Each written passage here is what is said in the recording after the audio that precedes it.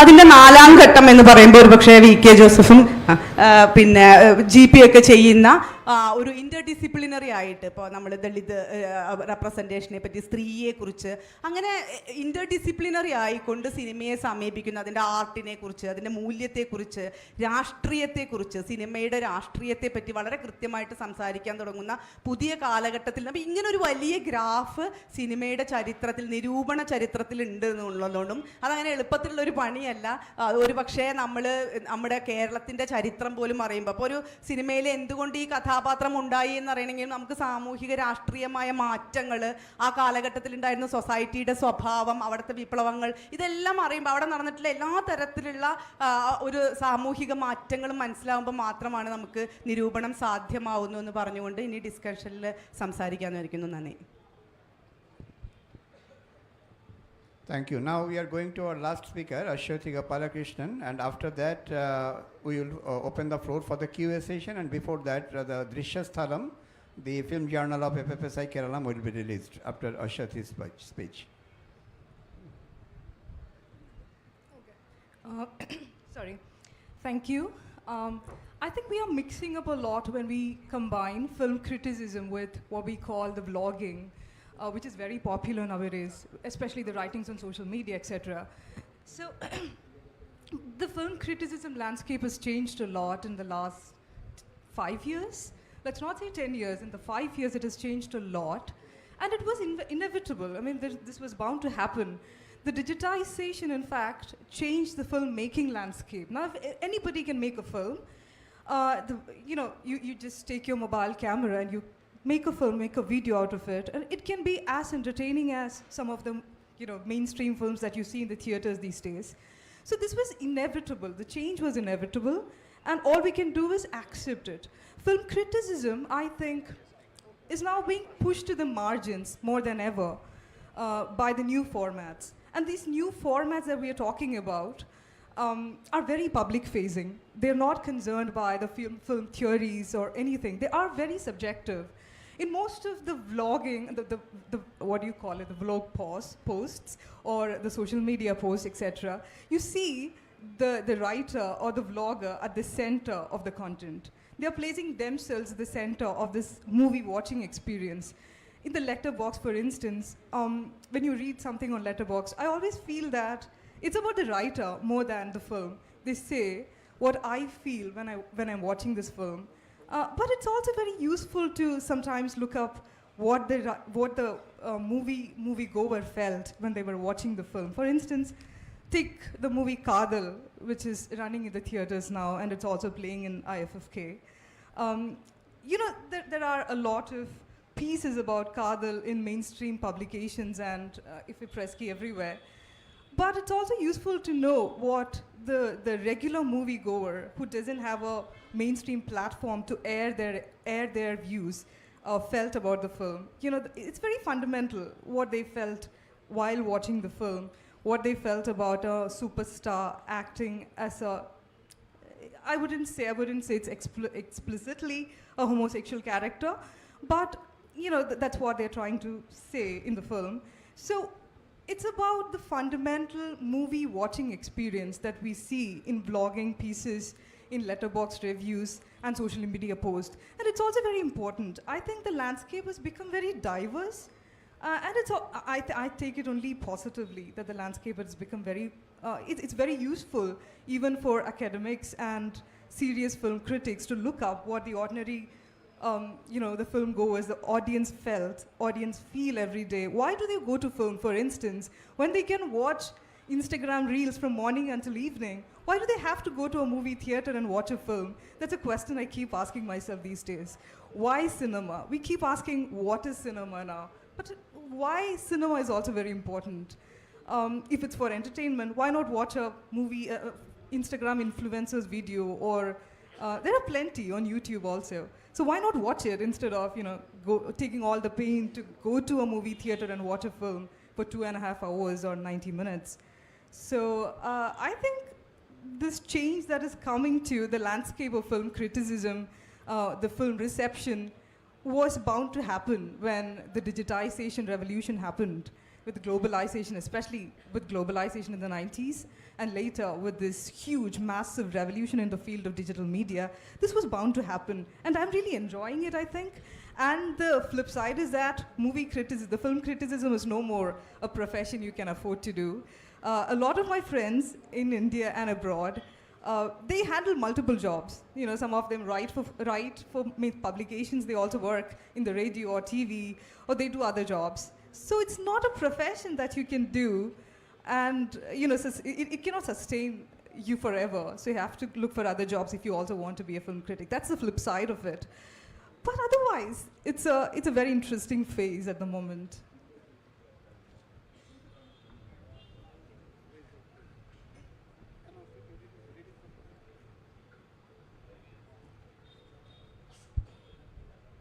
FPSI Keralam പ്രസിദ്ധീകരിക്കുന്ന മാസികയായ ദൃശ്യതാളത്തിൻ്റെ ഡിസംബറിലക്കം IFFK പതിപ്പാണ്. അത് പ്രകാശനം ചെയ്യാനായി അതിൻ്റെ എഡിറ്ററായിട്ടുള്ള പ്രവീൺ KC പ്രവീൺ, FPSI കേരളത്തിൻ്റെ സെക്രട്ടറി KG മോഹൻകുമാർ തുടങ്ങിയവരെ ക്ഷണിക്കുന്നു. ഈ ലക്കം ദൃശ്യതാളം പ്രേമേന്ദ്ര മജുംദാർ വിദ്യാശങ്കറിന് നൽകിക്കൊണ്ട് പ്രകാശനം നിർവഹിക്കും.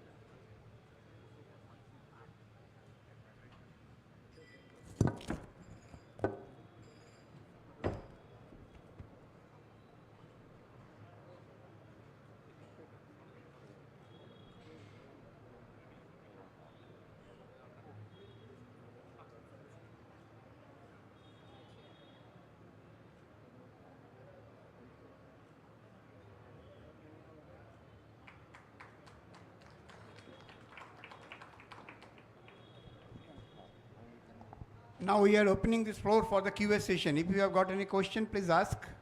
We shall go to you with the microphone. Somebody is there. Please take the microphone to him.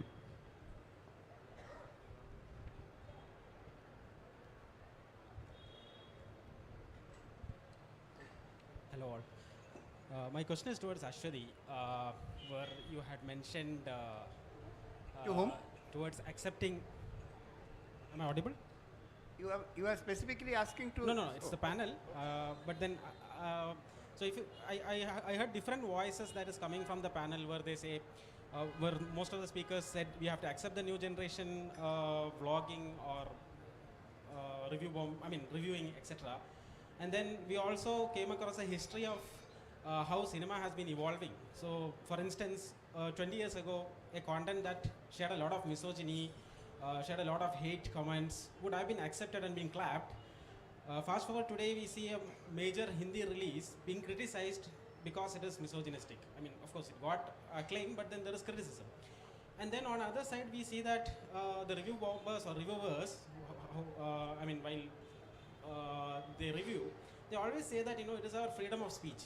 Now, who draws the line between, because it's this criticism that brought us here, sensitized the audience saying this is misogyny, and on the other side we have these people who are clamoring for freedom of speech.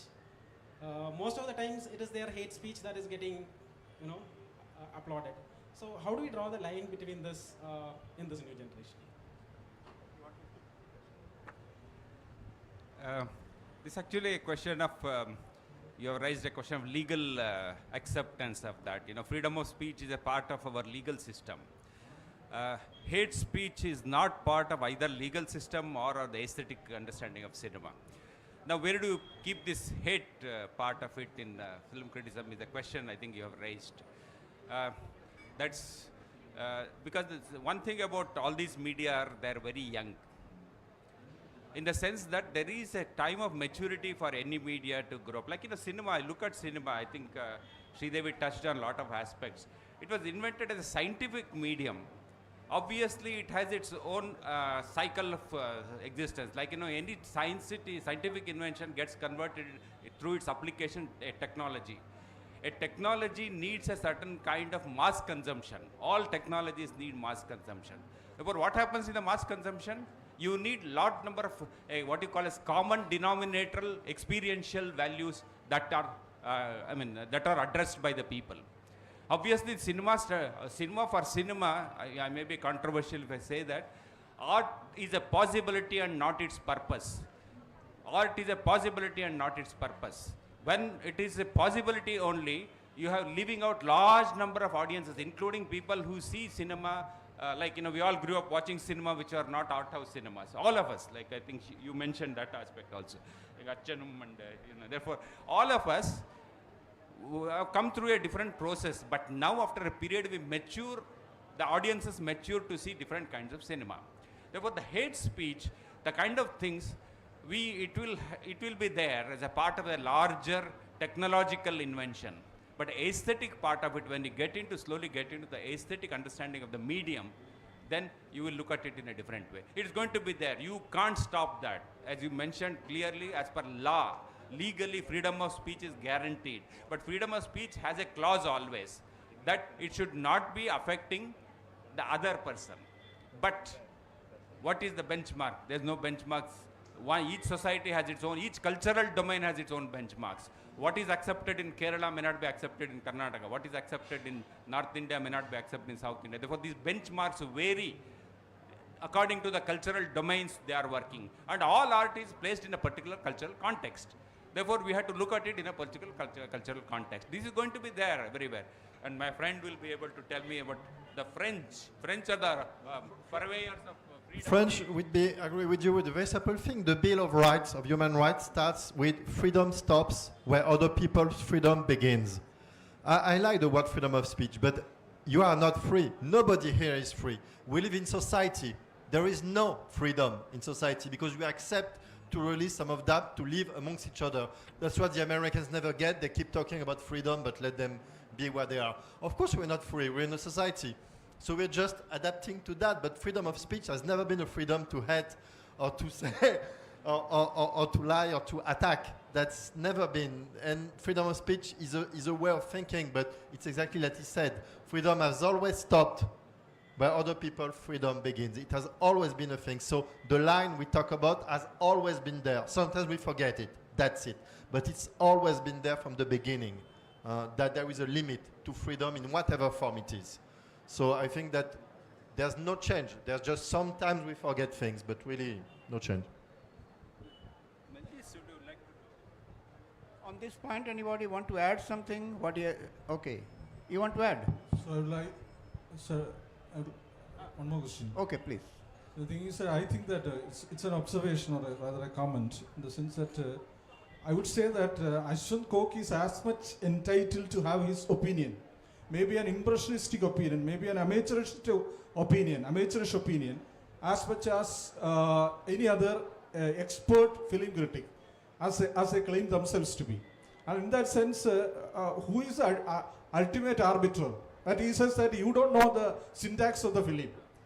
I am the arbiter, and you don't know the syntax of the film. You don't know the grammar of the film. You don't know the grammar of the visual.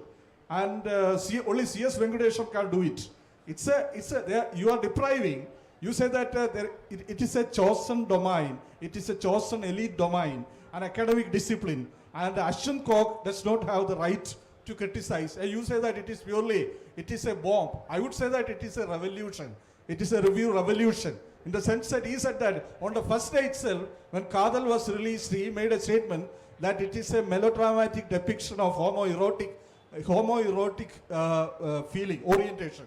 It was his statement. And to this day, his remark stands out from the rest of the crew. That's why he said that everyone is entitled to have his opinion and don't deny the democratic right of individuals. I think we started this discussion. The first point I made is about democratization of film criticism. It is there. I mean, nobody can deny the opinion of anybody. Like, this art criticism is not a new thing anyway. Cinema criticism is only in the tradition of art criticism. What is the art criticism? I mentioned in the beginning also, it is a greater understanding. It is not that is the benchmark. Art doesn't create that kind of benchmark. You may like particular kind, even in the art house cinemas, I may like some kind of art filmmakers, others may like another. Therefore, there's nothing like benchmark. Opinion is always, as he mentioned, that opinion, as long as it is not violate somebody else's, it doesn't hate somebody else's opinion. It accepts, all opinions are accepted as long as it is not taken as some kind of a challenge to the societal norms of hatred and other things. He was mentioning about legal. So when you ഈ said that, ഒരു minute Ashwanth ഗോക്കിനെ പറ്റി പറഞ്ഞതുകൊണ്ട് തന്നെ ആ കാര്യത്തെ ഒന്ന് വ്യക്തമാക്കാൻ ഉദ്ദേശിക്കുകയാണ്. അതായത് നമുക്ക് ആരും പിന്നെ അശ്വന്ത് ഗോക്കല്ല ആര് നിരൂപണം നടത്തുന്നതിനും എല്ലാവരും നടത്തുന്നതിന് അനുകൂലമാണ്. ഫിപ്രസ്കി ആണെങ്കിലും ഫെഡറേഷൻ ആണെങ്കിലും ഇവിടെയുള്ള എല്ലാ ആളുകളും അതിൽ യാതൊരു ഇതുമില്ല. പക്ഷേ ഏത് രൂപത്തിലാണ് ഇവരുടെ ഒരു ഹിസ്റ്ററി ഉണ്ട്. ഇപ്പം നിങ്ങൾ അശ്വന്ത് ഗോക്കിൻ്റെ യൂട്യൂബ് വീഡിയോ കണ്ടു എന്ന് പറയുന്നു. നിങ്ങൾ ഫാൻ ഫൈറ്റ് ക്ലബ്ബ് എന്ന് പറഞ്ഞിട്ട് ഫേസ്ബുക്കിൽ ഉണ്ടായിരുന്ന ഒരു കമ്മ്യൂണിറ്റി എന്തുകൊണ്ട് പിരിച്ചുവിട്ടു എന്നുള്ളത് കേരളം അന്വേഷിക്കേണ്ടതാണ്. കാരണം ഫാൻ ഫൈറ്റ് ക്ലബ്ബിൽ വളരെ സ്ത്രീ വിരുദ്ധമായ, വളരെ ദളിത് വിരുദ്ധമായ, വളരെ ആദിവാസി വിരുദ്ധമായ, വളരെ ഭരണഘടനാ വിരുദ്ധമായ, വളരെ ഇന്ത്യ വിരുദ്ധമായ, വളരെ കേരള വിരുദ്ധമായ പല സംഭവങ്ങൾ നടന്നിരുന്നു. മധുവിൻ്റെ കൊലപാതകം നടന്നപ്പോൾ അതിനടക്കം ന്യായീകരിച്ച, ഞാൻ മണ്ണാർക്കാട് നിന്ന് വരുന്ന, അട്ടപ്പാടിയിൽ നിന്ന് വരുന്ന ആളാണ്, അതിനടക്കം ന്യായീകരിച്ചതിനൊക്കെ അഡ്മിനായതുകൊണ്ട് അപ്പോൾ സമൂഹമാണ് അത് ചെയ്തത്, അല്ലാതെ ഫിപ്രസ്കിയോ ഫിലിം ക്രിട്ടിക്കുകളോ അല്ല. അപ്പോൾ അത് പുതിയ രീതി, അതിൽ നിന്ന് പല സിനിമാക്കാരും വന്നിട്ടുണ്ട്, ഇല്ല എന്ന് പറയുന്നില്ല. അപ്പോൾ അവരൊക്കെ തന്നെ ഇപ്പോൾ കുറ്റവാളികൾ സാഹിത്യം എഴുതരുതെന്നോ സിനിമാ നിരൂപണം എഴുതരുതെന്നോ പറയുന്നില്ല. പക്ഷേ അതിനോട് സമൂഹം പ്രതികരിക്കും. ആ സമൂഹത്തിൻ്റെ പ്രതികരണം, അപ്പോൾ നമ്മളിപ്പോൾ ഫിലിം പിന്നെ കോടതിൻ്റെയോ പോലീസിൻ്റെയോ സിനിമാ നിർമ്മാതാക്കളുടെയോ തീരുമാനത്തിൻ്റെ ഒപ്പം നിന്നവരല്ല. അതിനോട് ഫൈറ്റ് ചെയ്യണമെന്ന് വിചാരിച്ചവരാണ് നമ്മൾ, അതിനോട് ഫൈറ്റ് ചെയ്യണമെന്ന് വിചാരിച്ചതാണ്. പക്ഷേ അതിൻ്റെ ഒരു ഉത്തരവാദിത്വമുണ്ട്, ഒരു സാമൂഹ്യ ഉത്തരവാദിത്വം മലയാളിയും കേരളീയരും എല്ലാം തന്നെ ഈ കഴിഞ്ഞ കാലഘട്ടങ്ങളിൽ വിമർശനത്തിലും സാഹിത്യത്തിലും സിനിമയിലും എല്ലാം പുലർത്തിയിട്ടുണ്ട്. അത് സ്വയം അത് ക്രമീകൃതവുമാണ്. ആ ക്രമീകരണമാണ്. അപ്പോൾ അശ്വന്ത് ഗോക്ക് ഇപ്പോൾ കാതലിനെ പറ്റി അശ്വന്ത് ഗോക്കാണ് ഫൈനലായിട്ട് നിങ്ങൾ പറയുന്നു എന്ന് പറയുന്ന ഒരു പ്രസ്താവന പോലും വളരെ അധികാരപ്രമത്തമാണ്. എന്തുകൊണ്ടാണ് ആർക്കും പറയാമല്ലോ. എങ്ങനെയാണ് അശ്വന്ത് ഗോക്ക് പറഞ്ഞത് ഫൈനലാവുന്നത്? പിന്നെ ജിയോ ബേബിയും ഫൈനലല്ല, അശ്വന്ത് ഗോക്കും ഫൈനലല്ല, CS വെങ്കടേശ്വരനും ഫൈനലല്ല. എല്ലാ ആളുകൾക്കും അവരവരുടേതായ അഭിപ്രായം പറയാം. അപ്പോൾ താങ്കളുടെ തന്നെ അതിൽ ആ ഒരു അധികാര പ്രമത്തത ആ ഒരു അഭിപ്രായത്തിൽ പോലും വന്നു എന്നുള്ളതാണ് പറയാനുള്ളത്. I didn't say that it was a final opinion. I didn't say that it was a final opinion. I just said that he is entitled to have his opinion. It should not be, this film review should not be taken as a chosen domain with a certain specialist. That is what I said. And the second thing is that, as GP said, I fully subscribe to his opinion. We must examine certain things, whether it is anti-Dalit, whether it is anti-women, whether it is anti-ecological. See, these things can be taken into account. But what I said that in terms of Kadal's, he said that it is not as natural as leaves to a tree. And that's the point I said. I didn't say that it is a pinnacle of opinion. I didn't say that it is a last opinion. I didn't say that. I just said that film criticism is not a chosen elite domain, as some people claim it to be. No, that is what I said. Never. Even if some elite demands so, you can just reject that idea also. Everybody has the right to reject it also. Now we have to conclude it because the jury have to rush for the next shows, so we cannot continue this beautiful conversation later on. Thank you very much. Thank you GPR, Sridevi, Pierre Simon, Vidya Shankar, and everybody here for coming all this way. And thank you the audience to be here with us.